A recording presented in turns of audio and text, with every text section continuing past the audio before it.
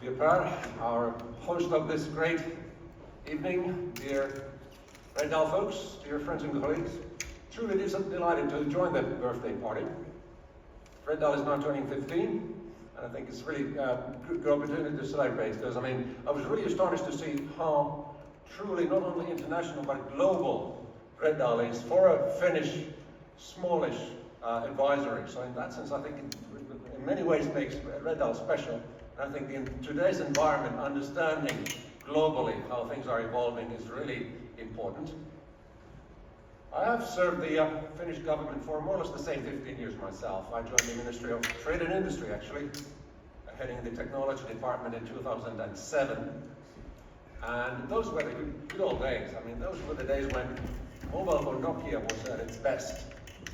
And obviously there were lots of international benchmark visits from all over the world, including Korea, coming to Finland and asking, what is your secret? What is your secret sauce in making this all happen? And of course we were all so proud to say that it's of course the diligent government policies that obviously have enabled that. Well, for some strange reasons, the number of these benchmarking missions to Finland has decreased over the past years. And I think we are now actually also benchmarking seriously South Korea, which is a great example of what a nation can do in one lifetime of a generation, basically. Coming from the 60s after the Korean War of today's Korea, I think it's fantastic. I think it's truly an understatement today to call Korea the Germany of Southeast Asia. I think it's the other way around, clearly. But my role here is to talk about the Finnish position from the government perspective. Well, as we so uncomfortably know, the future hasn't really behaved well over the past half a decade. I think we've been following surprises one after the other, and each and every one has been less comfortable. And obviously many of those assumptions that we assumed are strongholds that are there to stay, that are really expanding, like democracy, market economy, rule of law. The Nordic welfare model seemed to be not that much in fashion in the global economy. So obviously that puts us in a totally different position than 15 years ago when Reddal was initiated in that sense. Well, comparing Korea today, I think to an extent makes sense. Korea is 10 times bigger than Finland in terms of population, or probably GDP as well. So basically we are still on the same ballpark of figures.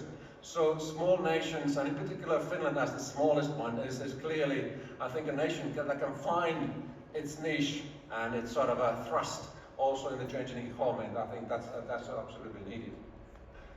The way things go, I have no idea. I'm not at all trying to pretend to be any future guru here, but it's obvious that, the good scenario is obviously that more or less rational sort of assumptions would somehow return.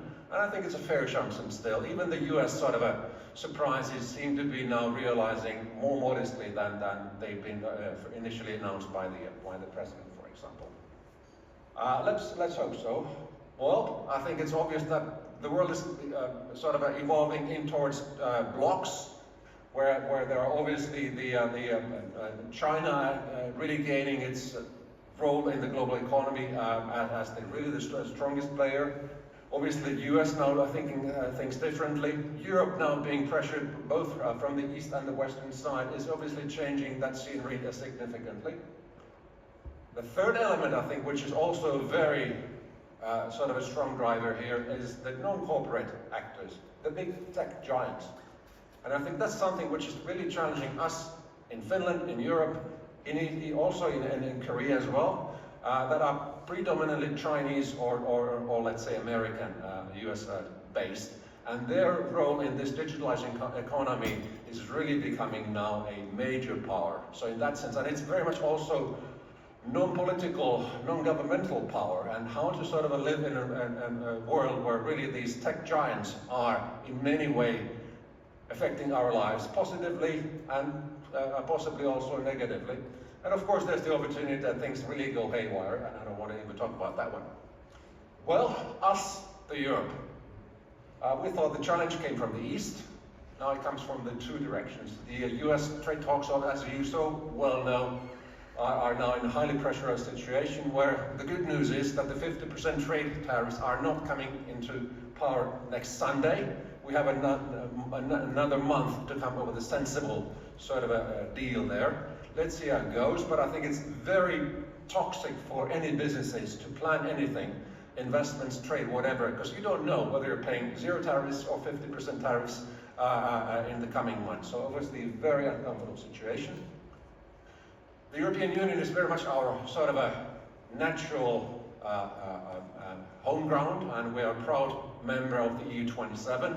It's very much our sort of a backbone, and making sure that Europe is strong is absolutely necessary. And the new Commission that took office in December obviously is now faced with a totally new scenery. And as the new administration, the US took office in January, obviously things were even more challenging than the Commission had initially anticipated. But it's clear that the European sort of a stronger industrial and economic sort of a position and is now well understood, even though I think still the basic thinking is that free trade, free investments globally would be the way to go. But I think in this today's global environment, it's absolutely necessary to make sure that Europe is able to sort of be assertive and make sure that the European assets, the European capabilities and the European industries are sort of catered for, and I think it deserves different policies also from the European Union. And I think there's still, directions that are now really looking at the European interests more profoundly than initially over the past decades have been the case. The competitiveness compass, or the clean industrial deal, which is sort of reorientating the Green Deal to a significantly more industrially driven and European sort of thinking mode, I think is really now coming. It's obviously easy and serious questions to make. Is Europe still acting like too little, too late? We'll see, but I think at least the direction is absolutely necessary there.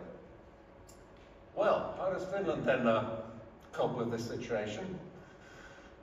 Well, easier said than done. I think our basic recipe is first of all to invest on knowledge, invest on R&D, invest on innovation, and clearly the present government is now actually increasing the R&D investment and supports by aiming to increase the 4% level of our GDP on R&D investments, primarily coming from the private side, and also, of course, the government is clearly increasing the expenditure there. Actually, this figure that Finland is now aiming at by 2030, the 4%, which actually initially is the 2007 figure during the good old Nokia mobile phone days, and we're now at 3%. Which still in the European comparison, actually, the 3% GDP figure gets us to the top 3, together with Sweden and Denmark, I think. It's a reasonably good figure in European terms. The South Korean figure today, Pat, is in at 5%. Yeah, and Israel is somewhere there as well. So our dream target by the end of this decade is 4%, and it's an ambitious goal, and it requires that against every government euro spent or invested through Business Finland or the Academy of Finland or the others, 2 private euros would be invested by the industries as well. And this is a serious sort of a policy. I think, like in my area of administration, Business Finland is receiving 100 million euros more appropriations for this year than last year. So it's about close to 700 million volume of innovation supports that BF is actually now able to offer. And the challenge is now to make sure that the private side is able to follow up. Easier said than done, but that's clearly there. But yes, industrial policy is back as well. It is a term that is now being proudly used. It used to be, I've served the government for 20 years, and it's only been the past 3 years when the term has really been revived. Until then, it was more like innovation policy, competition policy, and what have you. But now, clearly, in Finland and in Europe, proudly, the industrial policy is taking it back into the toolbox. Not necessarily in the very old 1970s sort of a favors, but still looking at the European interest in a sort of a more assertive, more, should I say, selfish manner, I think is absolutely necessary. It's a broad suite of things. Clearly, TESI that has been mentioned here today, the Finnish Industrial Invest is again getting a clearly stronger mandate, not only investing through a sort of a broader spheres, but also doing direct investments, and in that sense making sure that the blue and white sort of ownership and industrial policy is also progressing through a sort of a government's investment ways and means. So looking at those opportunities, then clearly maybe another area where Finland, in terms of industrial policy and in terms of future growth and opportunities, is stronger than our size would indicate, and I think it's clean electricity. We are a country where we are able to build quite smoothly new wind generation, and believe it or not, even solar is now becoming a significantly relevant source of emission-free electricity in Finland. And that, as we so well know, is really the driver for industrial change, really across the spectrum. Like you see there, anything from power to X, how electricity is then utilized in terms of hydrogen, clean fuels, clean chemicals, plastic, what have you. It is clearly the metal sector. Finland is a strong metal processing country, but really sort of transforming the processes clean, really makes electricity, the arc furnace is really the driving technology there. Biomaterials, again, an opportunity where this hydrogen is then connected with the sort of CO2, green CO2 emitted from our forest industries, for example, a great opportunity. Or many other areas like, for example, new food solutions. So in that sense, I think clearly the opportunity to build on this clean electricity opportunity is probably something which makes us a little bit more, even more competitive vis-a-vis Korea, for example, at the moment. And one demonstration of this is, of course, the data centers. It's gained a lot of publicity, as you well know, over the past 2 or 3 weeks. The simple reason is, I mean, we are able to offer very sort of a competitive opportunities for large-scale data centers to actually take a location in Finland because of our electricity system, strong grid, really opportunity to secure meaningful land spaces and obviously many other sort of stability reasons. So I think it's the first indication that this clean electricity is really becoming a sort of driver and a magnet for investments and renewal. But it's also back to basics.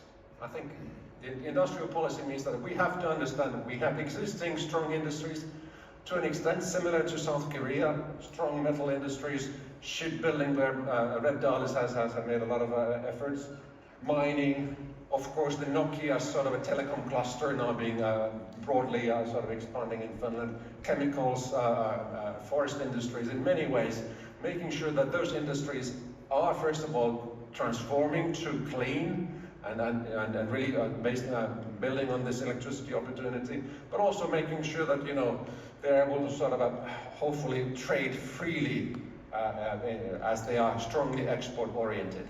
And that of course is easier said than done, and it's very uncomfortable how unpredictable the international trading arena has now become, especially vis-a-vis the US, which is our main market. And of course, we are very proud to see that the marine sector is now taking shape in many ways and means. And again, a sector that has been actually diminishing in many other European countries. And I'm now referring, for example, to Sweden. So in that sense, again, I think our marine industries, not only the shipyards, but the whole suite of the value chain are now actually thriving reasonably well. Well, back to the future as well. Finland is a small country, but we do have certain strongholds which are clearly now globally, if I may say, relevant. Volt as a digital platform now being one of those cases.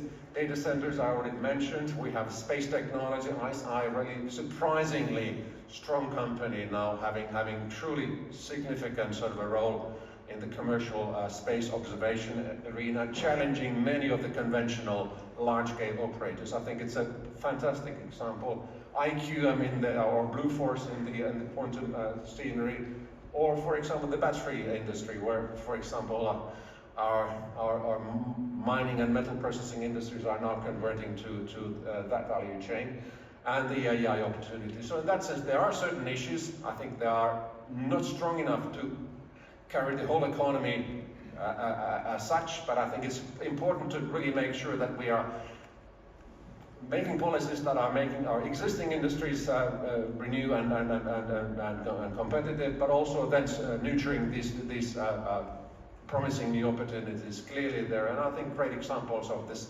R&D and innovation policy in the long term. Well, for very uncomfortable reasons, the defense industry is doing very well, and Finland is no exception there. And as you can see, clearly the Finnish industries are seeing a lot of potential there. They are primarily government-owned, in particular Patria, which is now actually, it has basically doubled its turnover in the past 2 years. The government actually has been now investing in, for example, explosives and ammunition opportunities, not only to serve our own needs, but really to serve the partners, as we are part of the NATO, and obviously Europe is now really re-arming itself. So in that sense, it is a business development, it's an opportunity, it is a must for Finland and for Europe. But of course, it's so sad to say that for reasons that I wish that were not here, but in that sense, clearly an area which is driving, and obviously also the government investments are for understandable reasons, are also focusing on this area. But it's not only the conventional defense, it's very much also the dual use and startups that are really now, as we so well know, on the footage that we see every day from the theater, so to say, where really innovative solutions are there driving the activities. So I think it's an area which is very much open to the new players as well, and I think very much strongly also in the government agenda. And icebreakers. Finland is, we are the only country in the world where all our sea harbors freeze every year.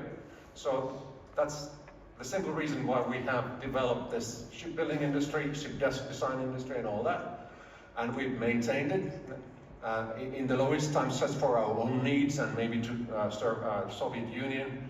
But as we have known, the geopolitical situation has now significantly changed, so that this capability seems to be now very sought after. And again, there are strong opportunities in the Finnish shipyards and in the marine sector as such, in not only catering our own needs, our neighboring countries' needs, but also our allied partners in Canada and in the US in many ways. And I think it's an area where Finland is not only serving its own industrial policy needs, but as we so well know, it's a reason for Finland to be significant in the eyes of our sort of allied partners, for example, and really gaining really significance really at the high political leaderships and discussions, be those with the US or Canada, for example. So that, and again, in less than 2 years' time, this ice pact that I'm sure most of you may recognize was an initiative that was kicked off last July in conjunction with the NATO summit. So in that sense, this has all evolved in less than a year, where the opportunities to really offer Finnish shipbuilding, ship design, ship expertise globally is there. So very briefly, 2 topics. On the electricity, as I said, it's our stronghold. Maybe one area to see that we're able to build a lot of new capacity as demand grows. Maybe the other downside of that is that our electricity system becomes really weather dependent. It depends on the wind, it depends on the sun, and that's obviously something which is challenging the users as well. And Finland actually happens to be that European country where, first of all, our average price for electricity is very low. It's one of the lowest 2 or 3 on average in the European Union. But we're also the number 1 or number 2 country in terms of fluctuation. Finland is the country where there are the most number of zero tariff days per year. So where electricity is basically very cheap or basically costing nothing. And on the other side, we are also the country where the high price number of days is the largest. So the variation, the flexibility is really also becoming stronger and stronger the more we build wind. And it's very difficult to sort of balance that with any meaningful measures that would be in our hands, as we're not blessed with mountains and hydropower to the extent like Sweden or Norway in that sense. So I think it's an issue which is an opportunity, but I think it needs to make sure that our electricity system for all of us, even as conventional users of electricity, is going to be a little bit more sort of a roller coaster type of experience that we've sort of been accustomed to. Well, and this development also means that in today's environment, the electricity infrastructure or energy infrastructure is obviously vulnerable. As we know, there have been issues with our gas connections and electricity connections, and that is a little bit uncomfortable. And that brings to my last point, which is really the resilience and security of supply. Again, specific issue where Finland, for understandable reasons over the past decades, has been forced to develop measures how to sort of prepare against some surprises. And I think the Finnish model has been an interesting reference and a benchmark to many other countries as well, because we do that in a strong partnership between the government, who has responsibility of making sure that the citizens would have a sort of a fair chance of coping with all kinds of surprises, and the enterprises, who have their obvious interest to make sure that the business flows in days of surprises as well. And as you know, COVID was a great example where the international sort of value chains was significantly challenged, and how that really sort of kicked in many industries and caused a lot of price fluctuations and delivery issues and many others. And maybe it is worthwhile mentioning here that really the way it's been organized in Finland together with the industries, where we have these what are called the sectors and poles, which are really depicted here, where we are really planning together with the private sector on how to prepare for all kinds of surprises, be those pandemia, be those challenges in the global logistics. When Suez Canal gets blocked by a big ship, things get difficult, or things even the more serious scenarios. So in that sense, I think it's an area, again, which unfortunately in this more unpredictable environment is gaining more and more relevance. And I think it's an area where I think speaks for the Finnish opportunities as well. We are able to play still the same theme together with the government and the industries, in making sure that we are able to excel and prosper in the ever-changing environment. So hopefully this gave some sort of a food for thought in the panel discussions. And as I said, Finland is a small country. We are 10 times smaller than Korea, and half of the Seoul population. So I'm sure there's always a chance for us to make it good. Thank you very much.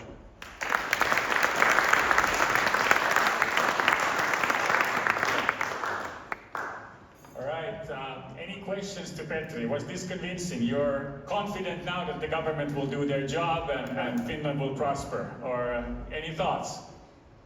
Because this is the guy who's in the center of it. Actually, I've seen Petri. Petri has been in Seoul. He was fixing up when the marine industry had problems. As you remember, STX and the yard, Turku yard and the Helsinki yard, they were in a big tangle. Petri was the guy who cleaned that up, and I met him at Seoul at the time.